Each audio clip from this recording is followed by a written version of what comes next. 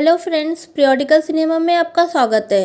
दोस्तों, अगर आप अपनी शादीशुदा लाइफ से बोर हो गए हो तो एक बार इस मूवी को ज़रूर देखें, क्योंकि ये मूवी आपको एंटरटेन कराने के लिए पूरी तरह से परफेक्ट है।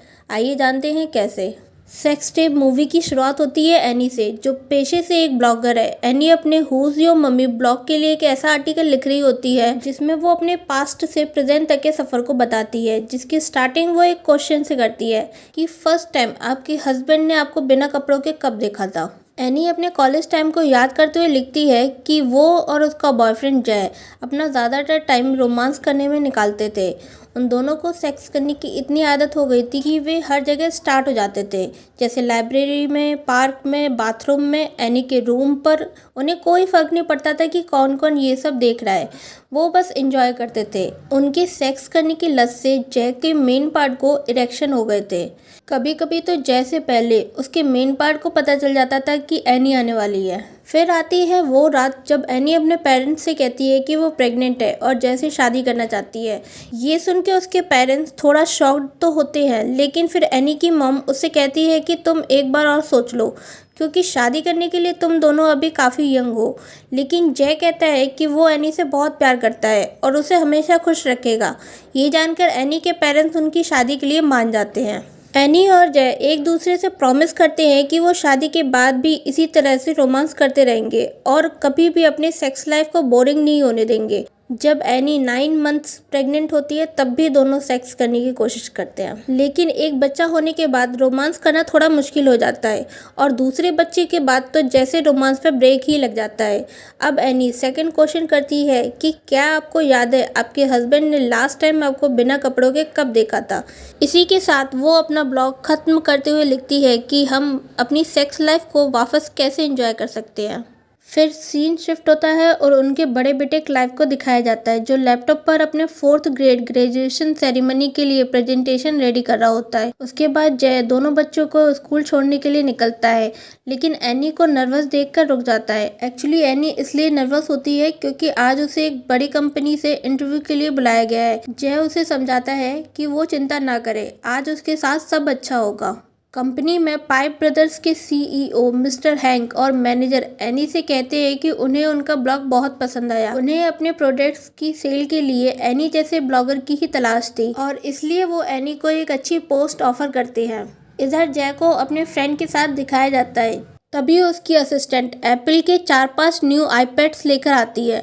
दरअसल जय एक म्यूज़िक प्रोग्रामर है और उसे हर साल कंपनी की तरफ से न्यू आईपैड्स मिलते हैं। जब उसकी असिस्टेंट पुराने आईपैड्स के बारे में पूछती है तो वो कहता है कि वो उन्हें अपने फ्रेंड्स और कलीग्स को एज अ गिफ्ट दे देता है। अब एनी ये गुड न्यूज़ जय को बताती है और कहती है कि हम सब आज सेलिब्रेशन के लिए कहीं घूमने चलेंगे।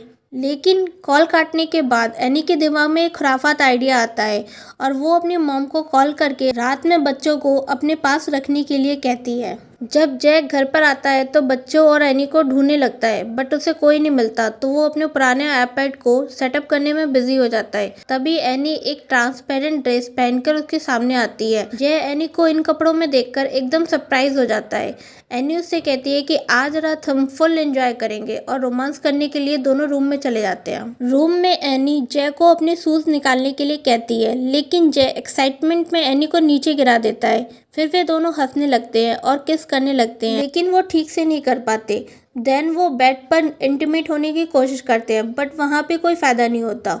फाइनली जय एनी से कहता है कि शायद उन्हें पॉर्न वीडियो देखनी चाहिए, जिससे एनी के दिमाग में एक दूसरा ही आइडिया आता है।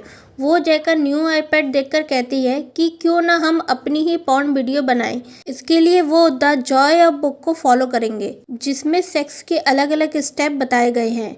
जय इसके लिए मान जाता है और वो दोनों एक एक टकीला शॉट्स लगाते हैं। वीडियो स्टार्ट करने के बाद वे रोमांस करने लगते हैं और 3 घंटे की लंबी वीडियो बना लेते हैं। सोते समय एनी जय से कहती है कि वो सेक्स टेप डिलीट कर दे। अगले दिन एनी और जय घर पर छोटी सी पार्टी देते हैं, जिसमें वो अपने सभी करीबी फ्रेंड्स को इनवाइट करते हैं। पार्टी में रॉबी और टेसा एनी को उनकी न्यू अचीवमेंट के लिए कॉन्ग्रेचुलेट करते हैं। साथ ही जय और एनी को शादी के इतने साल बाद भी रोमांटिक होते देख हैरान हो जाते हैं। रॉबी इसका रीज़न पूछने ही वाला होता है, तभी सामने से रॉबी का बेटा हॉवर्ड आ जाता है। वो जय के सामने ऐसे प्रिटेंड करता है कि ना जाने वो अभी से कितना बड़ा हो गया है। खैर पार्टी खत्म होने के बाद जय को एक टेक्स्ट मैसेज आता है जिसमें उनकी वीडियो के बारे में लिखा होता है। जय पूछता है कि कौन सी वीडियो, तभी उसे दूसरा मैसेज आता है, उनकी सेक्स वीडियो। ये पढ़ने के बाद जय तुरंत अपना आईपैड, लैपटॉप और कंप्यूटर चेक करता है, जिससे उसे पता चलता है कि क्लाउड सर्वर की वजह से उनकी वीडियो सिंक हो गई है। तभी एनी वहां आ जाती है और जय को इस तरह परेशान देखकर उसका रीज़न पूछती है। जय बताता है कि उनका सेक्स टेप सिंक हो चुका है उनके सभी पुराने आईपैड से। एनी उससे पूछती है कि उसने किस किस को आईपैड गिफ्ट किए थे, तो जय कहता है कि उसने अपने बेस्ट फ्रेंड रॉबी, कलिंग्स और पोस्टमैन को दिए थे। पोस्टमैन का नाम सुनते ही एनी उसे मारने लगती है और सभी आईपैड्स को कलेक्ट करने को कहती है। तभी उसे याद आता है कि उसने मिस्टर हैंक को अपने पुराने आईपैड में अपना प्रेजेंटेशन रेडी करके दिया था। वो तुरंत अपनी मॉम को कॉल करती है और उन्हें घर पर बच्चों की देखभाल करने के लिए बुलाती है। दोनों इस बारे में बात ही कर रहे होते हैं तो उन्हें याद आता है कि उनके बेटे क्लाइव के पास जो आईपैड है उसमें भी वो वीडियो आ गई है। एनी दौड़कर क्लाइव के हाथ से आईपैड लेके नीचे फेंक देती है। बच्चों को अपने माँ के पास छोड़कर वो दोनों उस मैसेज करने वाले को ढूंढने निकल जाते हैं। उनका सबसे पहला डाउट उनके फ्रेंड्स टेसा और रॉबी पर जाता है। उन्हें लगता है कि शायद वो दोनों उनसे मजाक कर रहे हैं। जब वो उनके घर पहुंचते हैं तो डाउट को क्लियर करने के लिए वो बात को घुमाकर पूछने लगते हैं। रॉबी कहता है कि वे अपनी 12th एनिवर्सरी सेलिब्रेट कर रहे हैं। तभी रॉबी मजाक में कहता है कि तुम्हें क्या लगता है हम कोई सेक्स टेप देख रहे थे, तो जय के मुंह से निकल जाता है कि क्या तुमने वो देख लिया। फिर ना चाहते हुए भी बताना पड़ता है कि उन्होंने एक सेक्स वीडियो बनाई थी जो गलती से सभी पुराने आईपैड से सिंक हो चुकी है। वो दोनों कहते हैं कि उन्होंने कोई वीडियो नहीं देखी। इसके बाद एनी का डाउट उसके बॉस हैंक पर जाता है। इस बार रॉबी और टेसा भी उनकी हेल्प करने निकल लेते हैं। जय रॉबी से उसका आईपैड ले लेता है। हालांकि वो उसे उस वीडियो की वजह से देना नहीं चाहता था, बट मरता क्या नहीं करता। हैंक के घर पहुंचकर एनी और जय ऐसे प्रिटेंड करते हैं जैसे वो यहाँ गलती से आ गए हों। वो हैंक को एक चैरिटी के बारे में बताकर उसके घर में घुस जाते हैं। आईपैड का पता लगाने के लिए एनी जय को फूड पॉइजनिंग का बहाना बनाकर बाथरूम भेज देती है और खुद हैंक को बातों में उलझाए रखती है। लेकिन जय की फूटी किस्मत, आईपैड चेक करते टाइम हैंक का कुत्ता वहां आ जाता है और वो जय पर अटैक करने लगता है। हैंक एनी को बताता है कि आज उसकी फैमिली बाहर गई है तो क्या वो उसके साथ कोकेन ले सकती है। एनी इसके लिए मना कर देती है। फिर जब हैंक जय के बारे में पूछने लगता है तो वो उसका ध्यान भटकाने के लिए कोकेन के लिए मान जाती है। जय कुत्ते से बचने के लिए इधर उधर भागने लगता है। एक बार तो वो हैंक के डॉगी को ऑलमोस्ट मार ही देता है, लेकिन वो डॉगी उल्टा जय को ही बुरी तरह घायल कर देता है। तभी हैंक के घर पर रॉबी और टेसा भी चैरिटी के लिए आते हैं और कहते हैं कि अभी वो पैसे की जगह यूज्ड आईपैड्स ले रहे हैं। हैंक एनी का गिफ्टेड आईपैड उन्हें दे देता है। एनी कहती है कि हाँ, उसे भी उसकी ज़रूरत नहीं है। वो दोनों आसानी से आईपैड लेके चले जाते हैं। तभी सामने से जय खून से लथपथ आता है और बहाना बनाता है कि उसे मिर्गी की बीमारी है, जिस वजह से उसके ये कंडीशन हो गई है। तभी जय को पता चलता है कि एनी ने कोकीन ली है। जाते टाइम एनी नशे में हैंक को बड़े प्यार से हक करने लगती है। ये देखकर जय को बहुत जलीसी होती है। जय कोकीन लेने के लिए एनी से लड़ने लगता है। एनी भी वीडियो डिलीट ना करने की वजह से जय से लड़ने लगती है। जैसे जैसे एनी का नशा उतरने लगता है वो वापस नॉर्मल हो जाती है और जय से पूछती है कि हमने सेक्स करना क्यों बंद कर दिया, जबकि हमने प्रॉमिस किया था एक दूसरे से। इसी बीच वो देखते हैं कि उनकी कार में टेसा और रॉबी रोमांस कर रहे हैं। रॉबी टेसा दोनों कहते हैं कि उन्होंने कमाल की वीडियो बनाई है। वो इसे देखकर अपने आप को कंट्रोल ही नहीं कर पाए। ये पल जय और एनी के लिए काफ़ी एम्बैरेसिंग होता है। जय रॉबी से हैंक का दिया हुआ आईपैड भी मांग लेता है। फिर चारों रॉबी के घर पहुंचते हैं और ये डिसाइड करते हैं कि वे कभी भी इस वीडियो के बारे में दोबारा बात नहीं करेंगे। घर के अंदर जाकर रॉबी जय के लिए टी शर्ट लेने चला जाता है। वहाँ जय की मुलाकात हॉवर्ड से होती है। अब इस सस्पेंस से पर्दा हटता है कि हॉवर्ड ही जय को ब्लैकमेल कर रहा था और उसी ने वो मैसेजेस भी भेजे थे। वो जय को धमकी देते हुए कहता है कि उसने उनकी वीडियो यूट्यूब पॉर्न साइट पर अपलोड कर दी है। अगर उसे कल तक $25,000 नहीं मिले तो वो उसे पब्लिक कर देगा। घर पर जाकर जय रॉबी को उसके बेटे की हरकतों के बारे में बताता है, बट रॉबी उसका बिलीव नहीं करता। जय जैसे तैसे बाकी के आईपैड से भी वीडियो को डिलीट कर देता है। देन वो पॉर्न साइट को चेक करने लगता है। तभी एनी फिर से आकर जय को डरा देती है। जय हॉवर्ड की धमकी के बारे में एनी को बताता है। एनी ये बात जान के शॉक्ड हो जाती है। जय एनी को शांत कराने के लिए कहता है कि आजकल पॉर्न साइट पर न जाने कितने ही वीडियो अपलोड किए जाते हैं, अगर हमारी वीडियो भी अपलोड हो गई तो इससे किसी को कोई फर्क नहीं पड़ेगा, क्योंकि लोग तो बस देखने से ही मतलब रखते हैं, उसके बाद कोई भी याद नहीं रखता।